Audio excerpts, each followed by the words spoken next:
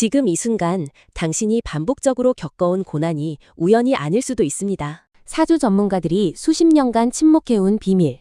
전생의 업보가 현생의 사주에 그대로 새겨진다는 사실을 오늘 처음으로 공개합니다. 소름주의라고 제목에 써놓는 데는 이유가 있습니다. 끝까지 들으시면 압니다. 사주를 단순히 운세 보는 도구라고 생각하시는 분들이 많습니다. 하지만 동양철학에서 사주는 그 이상이거든요. 태어난 연월일시에 담긴 천간과 지지의 조합은 단순히 이번 생의 운명을 보여주는 게 아니라 전생에서 쌓아온 업보의 총합이 응축된 결정체라는 겁니다.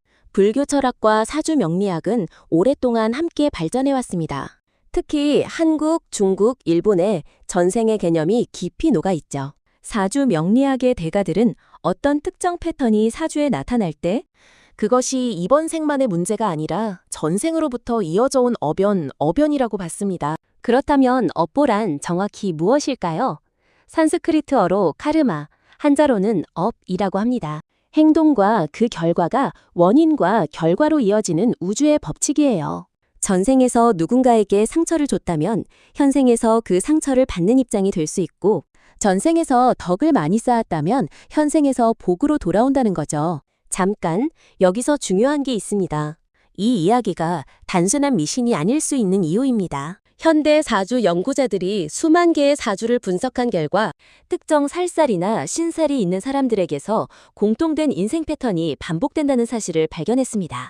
그리고 그 패턴이 개인의 노력이나 환경만으로는 설명되지 않는 경우가 많다는 거예요. 오늘 소개해드릴 5가지 패턴 하나씩 들어보시면 소름이 돋으실 겁니다. 첫 번째 패턴은 원진살입니다. 원진샤, 원망할 원현, 성낼 진, 말 그대로 원한과 분노의 살입니다. 쥐띠와 양띠, 소띠와 말띠, 호랑이띠와 개띠, 토끼띠와 개띠, 용띠와 돼지띠, 뱀띠와 원숭이띠 사이에 원진 관계가 형성됩니다. 이 관계가 사주 안에서 강하게 충돌하면 원진살이 작동하기 시작하거든요. 원진살이 강한 분들의 공통점이 있습니다. 이유를 모르겠는데 특정 사람을 만나면 본능적으로 불편하고 이유 없이 미움을 받거나 적을 만드는 일이 반복된다는 겁니다. 전혀 나쁜 의도가 없었는데 오해를 받고 노력해도 관계가 틀어지는 경험이 계속되는 분들이 여기에 해당할 수 있습니다. 전생 업보론에서는 이렇게 해석합니다. 원진살이 강한 사람은 전생에 원한 관계에 있던 영웅들과 다시 만나는 경우가 많다는 거예요. 전생에 해결하지 못한 감정의 매듭이 현생에서 비슷한 패턴의 관계로 나타나는 겁니다. 가족 중에도 원진살 관계가 겹치는 경우 전생의 인연이 현생에서 복잡하게 얽히는 경우가 많다고 합니다. 원진살이 있다면 특히 인간관계에서 감사와 용서의 연습이 필요합니다. 업보를 풀기 위한 가장 강력한 도구가 바로 용서이기 때문이에요. 오래 품어온 원망을 내려놓는 것이 전생의 매듭을 현생에서 끊는 출발점입니다. 두 번째 패턴은 귀문관살입니다. 이것이 가장 소름 돋습니다. 괭문관샤, 귀신 귀, 문, 관문 관, 관문 관. 귀신의 문을 통과하는 살이라는 뜻이죠. 사주에서 자와 유, 즉 쥐와 닭이 함께 있을 때 나타나는 신살로 영적인 세계와의 연결고리가 강한 사람에게서 발견됩니다. 귀문관살이 있는 분들의 이야기를 들어보면 정말 놀랐습니다. 어릴 때부터 남들이 보지 못하는 것을 본다거나 꿈이 유독 생생하고 예지몽이 자주 나타난다거나 빈 공간에서 기척을 느끼는 경험이 잦다거나 이런 증언이 공통적으로 등장하더라고요. 물론 과학적으로 설명되지 않는 부분이 있습니다. 하지만 사주 명리학에서는 이것을 단순한 신경과민이나 풍부한 상상력으로 보지 않습니다. 전생에서 영적인 활동, 무속, 종교 혹은 영계와 깊이 연결된 삶을 살았던 영혼의 흔적이 현생 사주에 귀문관살로 새겨진다고 보는 거죠. 이게 핵심인데요. 귀문관살이 있는 사람들은 종종 이유 모른 불안감이나 공포를 느끼는 경우가 있습니다. 혹은 반대로 영적인 것에 지나치게 집착하는 경향이 생기기도 하고요. 전생의 업이 영적 감수성이라는 형태로 현생에 이어지는 것이라고 볼 수 있습니다. 귀문관살이 있는 분들은 이 예민한 감수성을 두려워하지 마세요. 예술, 상담, 치유, 종교적 수행 같은 영역에서 다른 사람보다 훨씬 깊은 통찰을 가질 수 있는 분들이 바로 귀문관살이 있는 사람들이기 때문입니다.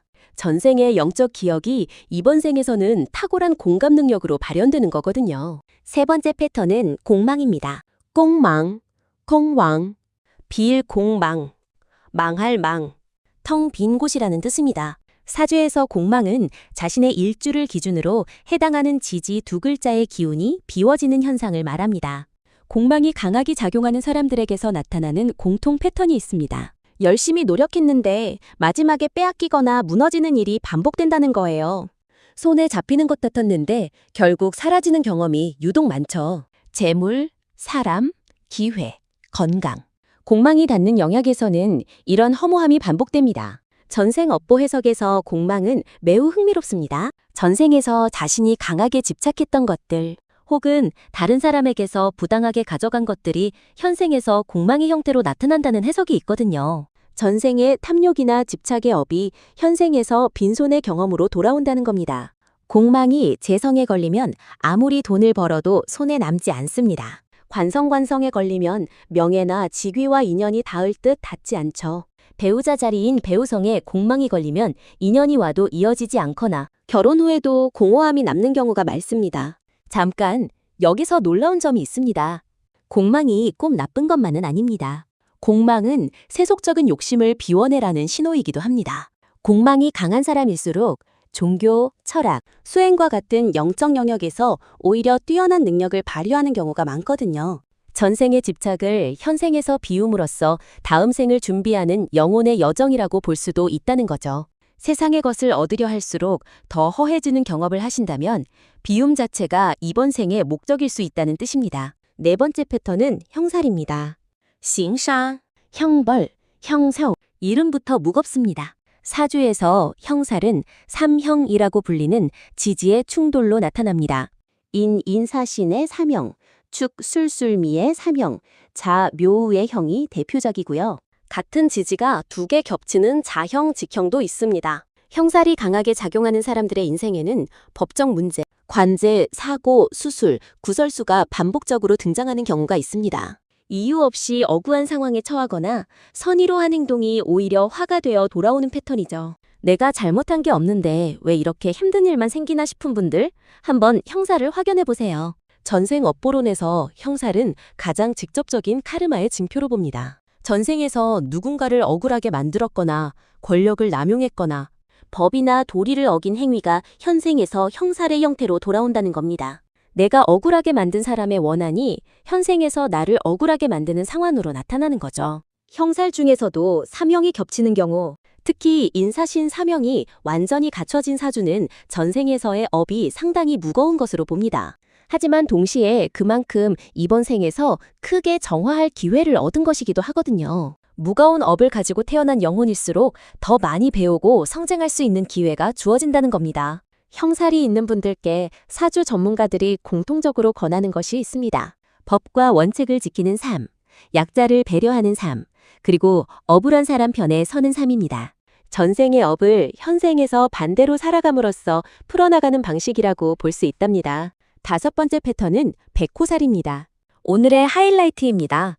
白虎杀, 흰 백박, 호랑이 호, 흰 호랑이의 살이라는 뜻입니다. 사주 명리학에서 백호살은 갑진, 을미, 병술, 즌丑, 띵丑, 우즌, 징징, 신미, 른수, 개축, 괴축, 특정 일주나 시주에서 나타납니다. 백호살이 있는 사람들에게서 나타나는 가장 독특한 특징은 무엇일까요? 외상이나 수술, 사고와의 연이 잦고 주변에 갑작스러운 사건이 일어나는 경우가 있다는 점입니다. 피를 보는 상황이 유독 많이 찾아온다고 표현하기도 하죠. 전생 업보론에서 백호살은 가장 강렬한 전생의 흔적으로 봅니다. 전생에서 갑작스럽게 횡사했거나 전쟁이나 폭력 속에서 생을 마감한 영혼이 그 충격을 현생에 사주의 백호살의 형태로 간직하고 태어난다는 겁니다. 전생에서 충격적으로 세상을 떠난 기억이 현생에서 위험과의 인연으로 나타난다는 거죠. 더 소름 돋는 사실이 있습니다. 백호살이 있는 사람들 중 많은 분들이 어릴 때부터 설명할 수 없는 특정 공포를 가지고 있다는 겁니다. 높은 곳에 대한 공포, 물에 대한 공포, 불에 대한 공포. 이것이 단순한 학습된 공포가 아니라 전생의 죽음 방식과 연결될 수 있다는 해석이 있거든요. 전생에서 물에 빠진 기억이 있는 영혼은 현생에서 이유 없이 물을 무서워할 수 있습니다. 전생에서 높은 곳에서 추락한 영혼은 현생에서 고소공포증을 가질 수 있다는 거죠. 물론 과학적으로 완전히 증명된 것은 아닙니다. 하지만 수천 개의 사례를 통해 발견된 패턴이라는 점에서 흘려듣기가 어렵습니다. 백호살이 있다고 해서 반드시 나쁜 것만은 아닙니다. 이 살이 잘 작용하면 의사, 간호사, 군인, 운동선수처럼 예리한 집중력과 강렬한 에너지를 다루는 분야에서 탁월한 능력을 발휘하기도 하거든요. 전생의 강렬한 에너지가 현생에서 전문적 능력으로 승화되는 겁니다. 자, 이제 가장 중요한 이야기를 해야 할 것 같습니다. 이 5가지 사주 패턴이 내 사주에 있다면 어떻게 해야 할까요? 두려워해야 할까요? 아닙니다. 사주 명리학의 대가들은 하나같이 말합니다. 사주는 운명이 아니라 지도라고요. 지도는 길을 보여주지만 어느 길로 갈지는 당신이 선택합니다. 업보 역시 마찬가지입니다. 전생에서 쌓인 업이 현생에서 특정 패턴으로 나타난다 해도 그 패턴을 어떻게 받아들이고 살아가느냐에 따라 업이 풀릴 수도 있고 더 깊어질 수도 있거든요. 업보를 풀기 위한 방법은 생각보다 구체적입니다. 첫째, 반복되는 패턴을 직시하세요. 내 인생에서 반복적으로 나타나는 문제나 관계의 패턴이 있다면 회피하지 말고 정면으로 들여다봐야 합니다. 회피하면 다음 생으로 그대로 이어지거든요. 직면하는 것 자체가 이미 업을 녹이는 행위입니다. 둘째, 전생에 반대로 살아가세요. 원진살이 있다면 용서와 화해의 삶을, 형살이 있다면 정의롭고 약자를 보호하는 삶을, 공망이 있다면 나눔과 베품의 삶을 실천해보세요. 업보는 반대 행동의 축적으로 서서히 녹아내립니다. 셋째, 감사를 연습하세요. 어떤 어려운 상황도 배움의 기회로 바라보는 시각을 키워야 합니다. 업보의 무게를 무거운 형벌이 아니라 영혼 성장의 과정으로 이해하면 삶이 달라지기 시작하거든요. 고난이 반복될수록 그것이 나를 부수는 게 아니라 나를 단련시키는 과정이라는 시각이 중요합니다. 넷째, 영적 수행을 병행하세요. 기도, 명상, 봉사활동, 이런 행위들이 쌓인 업을 정화하는 데 실질적인 효과가 있다고 동양철학은 말합니다. 특히 아무것도 바라지 않는 순수한 봉사와 나눔이 업보를 가장 빠르게 소멸시키는 방법이라고 알려져 있습니다. 여기서 한 가지 더 짚고 싶은 게 있습니다. 전생의 업보가 사주에 나타난다는 이 개념이 한국인에게 왜 그토록 오랫동안 공명해 왔는지 생각해 보셨나요? 한국은 수천 년간 불교와 유교, 도교가 뒤섞인 고유의 영적 문화를 가지고 있습니다. 사주를 단순히 미신으로 치부하지 않는 이유도 여기에 있죠. 우리 할머니, 할아버지 세대는 누군가 반복적인 고난을 겪으면 전생 업이 깊다고 했습니다.